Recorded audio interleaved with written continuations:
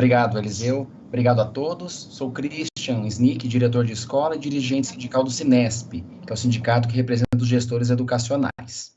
A pergunta que eu trago aqui para a Selma, né, e acredito que muitos também têm essa questão, Selma, você é da Covisa. Existe um protocolo na saúde, né, para a questão de afastamento, de fechamento de unidades, quando você tem a questão de contaminação, reinfecções nas unidades devido à Covid. Qual a grande questão que tem acontecido? O protocolo, apesar dele ser existente, ele não tem sido aplicado da mesma forma em todas as regiões. E às vezes existem divergências de uma UBS para outra, né? E muitas vezes uma escola tem uma orientação, a outra escola tem outra orientação para casos semelhantes. Como a gente está aqui no sindicato, a gente vai comparando, por mais que a saúde tenha especificidades e a educação também, muito se clama na rede, seria um protocolo que ele fosse realmente mais seguido, e aí a gente gostaria de colocar para ti, não só o protocolo, mas quais as dificuldades que estão tendo da UVES para fazer as notificações junto às diretorias regionais de educação. Boa tarde. Isso, boa tarde, sou a Luca, faço parte do Movimento Famílias pela Vida, doutora Selma.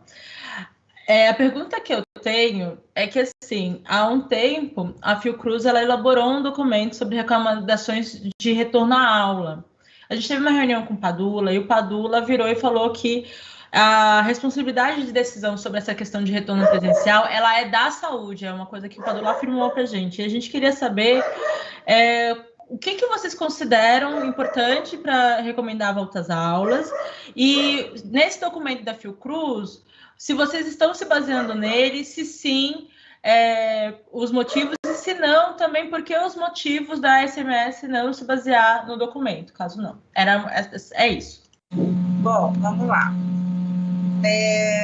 Essa questão que foi levantada de dificuldades que as UVs estão tendo para controle ou para padronizar as ações lá na ponta, é assim, a gente trabalha de forma assim a tentar padronizar tudo que é feito na região. Então, o papel aqui do nível central é desenvolver os protocolos, é apoiar na parte técnica. Então, a gente procura deixar tudo bem claro para que as regiões trabalhem de forma integrada. Cada UVS e cada UBS lá na região vai trabalhar com a escola da região. E isso eles fazem com tudo, não só nessa fase de Covid, mas é uma interação que já acontece de UBS com UVS e com escola há muito tempo, né? Eles trabalham em várias outras doenças, vários surtos, desde doenças de notificação e outras que também não são. Eles trabalham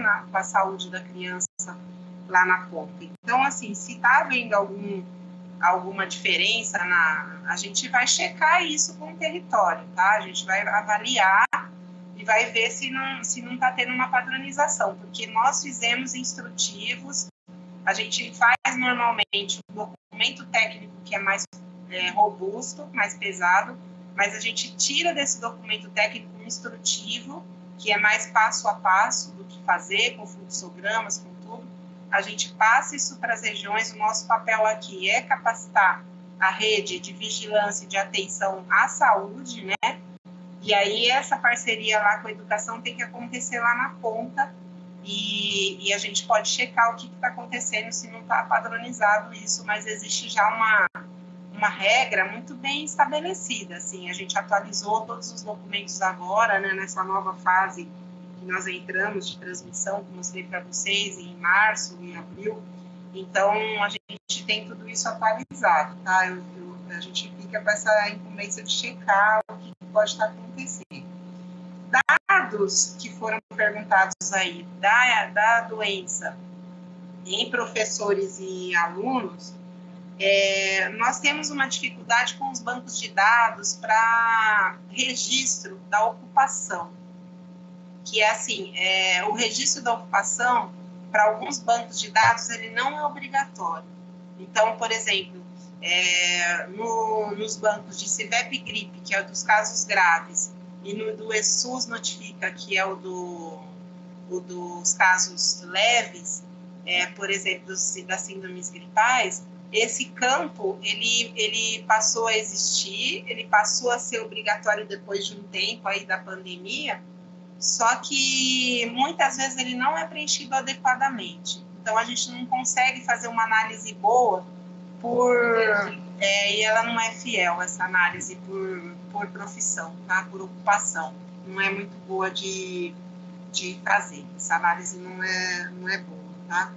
Em relação aos critérios utilizados para abertura e fechamento de escolas, vocês já viram, assim, várias vezes, acho que já foi colocado até por nível de gestores aqui, que a gente segue o Plano São Paulo, né? Então, a gente segue as recomendações aí do Estado e, claro, que o município pode ter alguma flexibilidade, mas a gente não pode aqui, enquanto município, isso não é no meu nível de decisão, mas de instituir outros parâmetros, outras questões epidemiológicas para abertura e fechamento, porque a gente segue, né, uma determinação aí estadual, tá? Em relação ao protocolo da Fiocruz, eu posso abrir ele aqui até para ver o dado, ele é bem assim, a escola estaria aberta num nível da pandemia, assim, se fosse seguir Fiocruz realmente, o pessoal não teria condição de abrir escolas, porque é um parâmetro muito rígido no nível de transmissão da doença, que já teria, praticamente, a gente estaria no final da pandemia, assim, a gente estaria numa época em que não tem mais transmissão, porque realmente a Fiocruz publicou, tem lá o protocolo, né, mas é um parâmetro diferente desse que está sendo usado pelo Plano São Paulo, que é o que a gente tem que seguir, tá?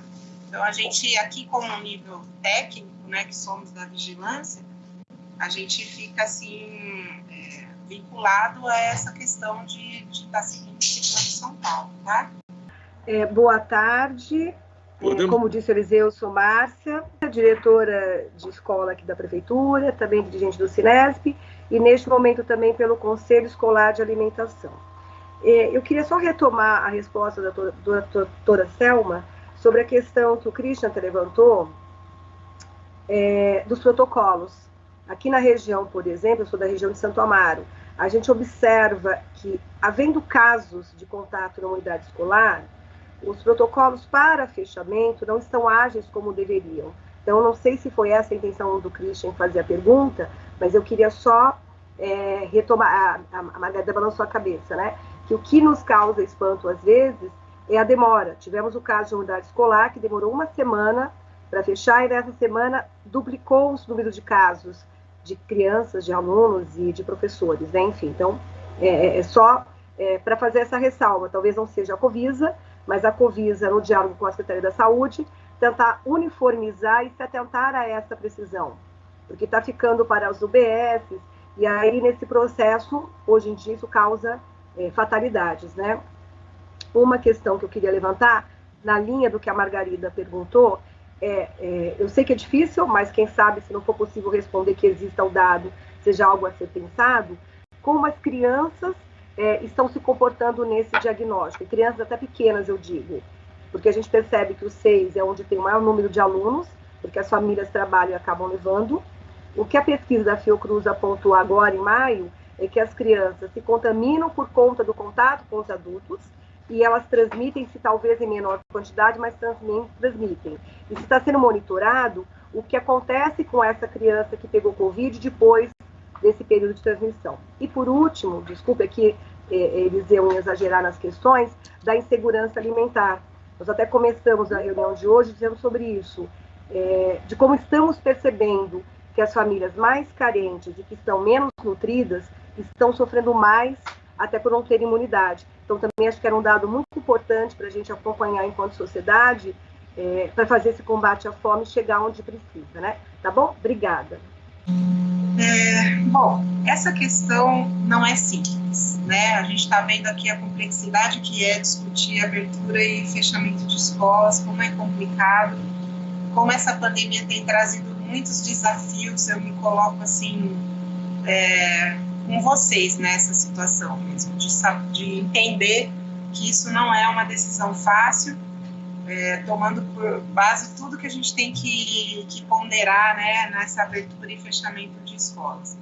Tem uma questão, a Márcia começou, acho que falando, de contatos, né, da dificuldade de agir rapidamente para detectar os casos. E então, assim, naquele protocolo, eu queria até fazer um comentário em relação a isso, já emendando, que a gente falou que a Fiocruz tem um tipo de protocolo, que tem um item lá que é muito rígido, a questão da volta às aulas, mas, assim, o nosso protocolo, o do município que foi publicado, ele é muito mais rígido no afastamento de contatos. A gente não afasta contato só de caso confirmado, a gente afasta contato de caso suspeito.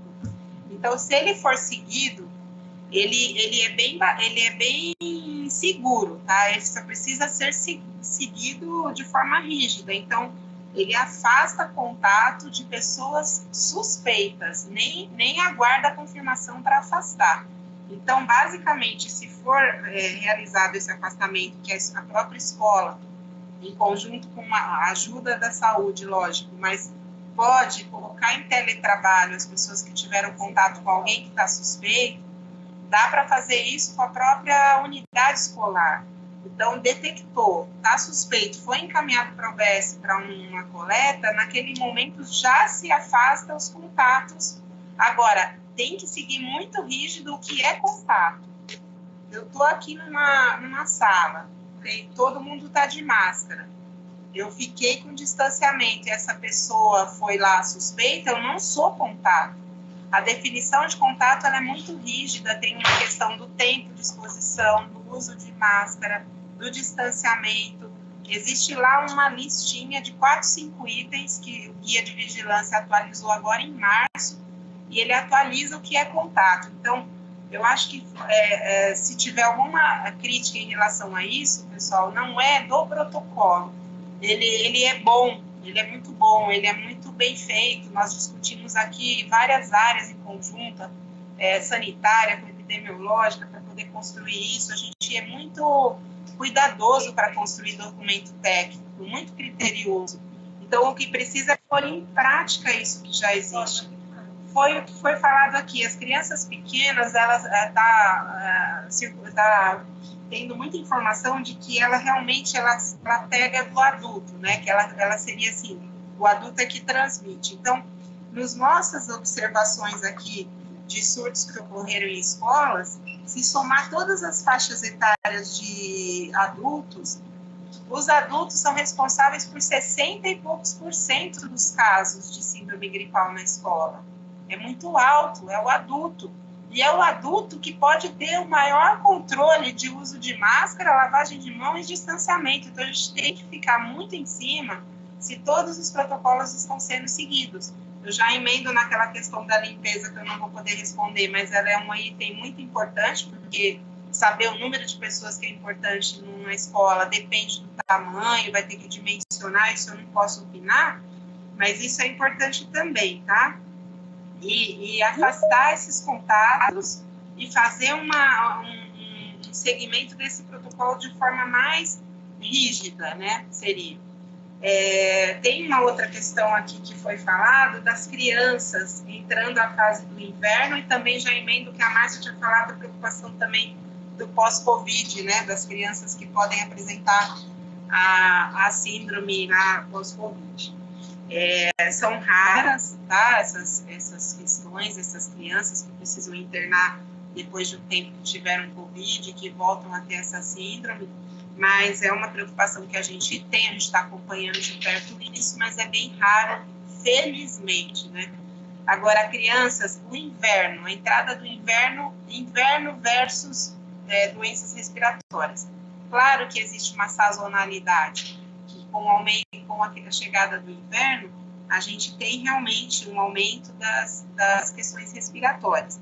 É preciso adotar medidas que já existem. Então, por exemplo, a vacinação de crianças até 6 anos de idade para influenza, que tem lá a faixa etária certinha, precisa ser seguida. As crianças precisam estar vacinadas. A escola pode ajudar a gente a checar também essa questão da vacinação. Vocês sabem, vocês também dão uma olhada nisso para nos ajudar, né?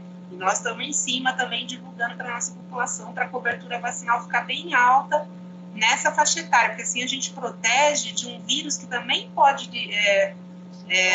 estimular, pode desencadear surtos, né? Influenza, os sintomas são parecidos, pode requerer, inclusive, internação e tudo, e sofrer uma pressão no nosso sistema de saúde também por circulação da influenza. Então, a gente está muito atento a essa questão da vacinação da criança nessa faixa etária. A preocupação que foi trazida também dessa entrada da variante aí, da indiana, a VOC, melhor chamar até pelo número, né, a 617 aí, porque a gente acaba estigmatizando até, né, o país por colocar essa questão, se é indiana, se é brasileira, não importa, é uma B1 617, né, a entrada foi por esse país, mas ela já circula em vários países, e a gente precisa estar atento a essa questão. Não sabemos como ela vai se comportar se entrar realmente forte essa transmissão no Brasil. A gente já tem uma, que é a P1, circulando com muita frequência, uma ocorrência muito grande aqui. Vocês viram que no meu gráfico lá eu mostro a subida em março, aquilo lá é a entrada, muito provavelmente, da nova variante. Então, nós precisamos ver, nós não sabemos como vai se comportar uma nova variante, tendo uma que é muito prevalente e muito transmissível, que é essa P1. Então, a gente nem sabe se ela vai concorrer, como que isso vai acontecer. E esperamos que não chegue dessa forma no município. A gente tem feito todas as ações sanitárias, de divulgação. Vocês estão vendo na mídia que a gente fala muito. Atenção para essa nova variante, vamos tomar cuidado. Então, a gente tomando todos esses cuidados, vamos torcer para que esse aumento, né, de casos não ocorra, mas nós precisamos observar com muito cuidado. É uma fase de observar com muito cuidado. Essa questão de usar o Plano São Paulo ou adotar protocolos da Fiocruz é uma questão de gestão, pessoal. Então, eu aqui, como vigilância epidemiológica, não vou poder, assim, posicionar em relação a isso, porque nós até legalmente precisamos seguir o que é determinado pelo Estado, mas a gente vai levar essa preocupação de vocês toda vez que a gente participa de uma reunião assim intersetorial, intersecretarial. A gente tem muito esse compromisso aqui na vigilância de levar o que vocês estão trazendo para a gente para o nível gestor, tá? Isso é uma preocupação que eu tenho muito quando eu participo. Mesmo nas reuniões de conselho, eu procuro fazer isso, eu anoto o que vocês trazem para a gente em reuniões oportunas, que seriam as oportunidades que a gente tem para falar, a gente leva essas preocupações. Então, eu fico com esse compromisso de levar essa preocupação à frente, tá? Boa tarde a todos, boa tarde, doutora, por estar aqui com a gente. Meu nome é Rosana, também sou do Cinesp, e os colegas que me antecederam já trouxeram várias indagações que me contemplam. E obrigado pela sua sinceridade também em estar falando com a gente. Eu iria saber um pouquinho a sua opinião acerca da vacinação. A senhora disse que nós todos temos que seguir, né, o que determina o Estado. Com relação às vacinas, policiais, o pessoal da educação, saúde, foram grupos prioritários. Eu não sei se a senhora sabe, para o pessoal da educação, teve uma série de exigências para que os colegas fossem autorizados ou não a tomar vacina. Inclusive com confusão de interpretações do protocolo, etc., que depois foi esclarecido. Eu gostaria de saber o que a senhora acha disso, a senhora pode nos dar informação, uma vez que saúde em diversos municípios, aqui em Guarulhos, por exemplo, era só a pessoa apresentar um documento, né, comprovando e tomar a vacina. Essa é uma pergunta. A outra é, considerando o que a senhora está falando também, nós estamos com a vacinação em passos lentos, com alto índice de contaminação, com essas variantes das cepas, hospitais lotados, inclusive, não tenho dados aqui, mas eu imagino que o Hospital do Servidor Público também esteja da mesma forma. O desconhecimento da doença, que não é só aqui, mas é no mundo inteiro, considerando todos esses fatores, né? As escolas, com essas aulas presenciais, os colegas já falaram, mas eu também vou insistir, né? Não vão contribuir para piorar o cenário que nós temos hoje no Brasil e no município de São Paulo? Obrigada. Bom, eu vi que duas das perguntas, a Rosana e o Celso, eu vi que a preocupação dos dois foi em relação à vacinação dos nossos profissionais da educação. E essa questão de gerar o QR Code não ficou com a saúde, viu, pessoal? A gente não tem como opinar em relação ao crivo que se usou para dar o QR Code ou não para os grupos. A gente só recebia na unidade esses QR Codes e foi vacinando os grupos, tá? Essa questão de ter fixado os 47 anos também foi determinação do Programa Estadual de Imunizações e a gente acatou, né? E naquele momento que nós estávamos vacinando 47 anos da educação, a gente nem tinha descido ainda a idade do profissional de saúde para 47, a gente desceu em seguida, né? Então, a gente também tem que ir equilibrando entre os grupos prioritários, porque os grupos são elegíveis, que a gente fala, né? Depois, a gente tem que priorizar de acordo com a chegada de doses. Então, nós ficamos por bastante tempo recebendo apenas doses para os grupos de idosos e profissionais de saúde, depois que a gente passou a receber para esses outros grupos. Então, o que foi possível entrar foi 47 anos, mas já tem data para entrar as faixas etárias menores aí do pessoal da educação, né? Parece que é para julho, eu não tenho a data de cabeça agora do programa estadual, que já anunciou. Agora, essa regra, viu, pessoal, do QR Code, eu vou ficar devendo, assim, porque não ficou na nossa mão, ao nível municipal, só executou a vacinação, a gente não teve esse controle, né, de gerar QR Code ou não. A questão que foi levantada sobre deixa eu ver aqui, vou ver se eu já respondi. Não, a questão sobre escola aberta, piora o cenário, escola volta às aulas, deve voltar ou não deve voltar, eu acho que é uma questão tão complexa para eu aqui, como a vigilância epidemiológica, opinar sozinha, né, essa questão, eu acho que fica muito complicado, porque é uma questão complexa. Vocês da educação, quem é da educação, sabe muito mais do que eu quais são os parâmetros que poderiam ser levados em conta para essa escola estar aberta ou fechada, e não só as questões, também as questões epidemiológicas, que são muito importantes, lógico, mas a gente percebe, por exemplo, naquela fase da abertura da escola, em relação à abertura da escola agora, a gente percebe que acompanha mais ou menos o que ocorre na transmissão da doença. Então, se aumenta a transmissão da doença, aumenta um pouco os surtos também, em escolas e em outras instituições também, né? Aumenta a transmissão conforme a circulação está maior de número de casos. Então, isso é uma coisa que realmente acompanha, tá? A gente percebe pelo monitoramento que a gente faz aqui de surtos. Agora, nem sempre todos esses surtos, isso é importante dizer, são confirmados como Covid.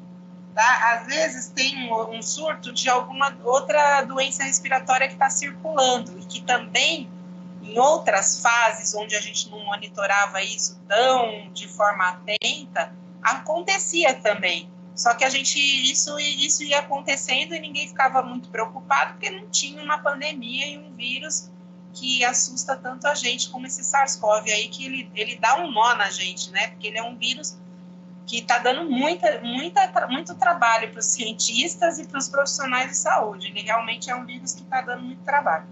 Então, a gente também tinha circulação de outras doenças respiratórias e não tinha esse controle. Hoje a gente controla porque é obrigatório a notificação dessas suspeitas, né, de Covid. E aí uma parte desses em torno de 60% até agora, desses surtos que ocorreram nas escolas, foram confirmados por Covid, mas o restante não foi confirmado por Covid, tá?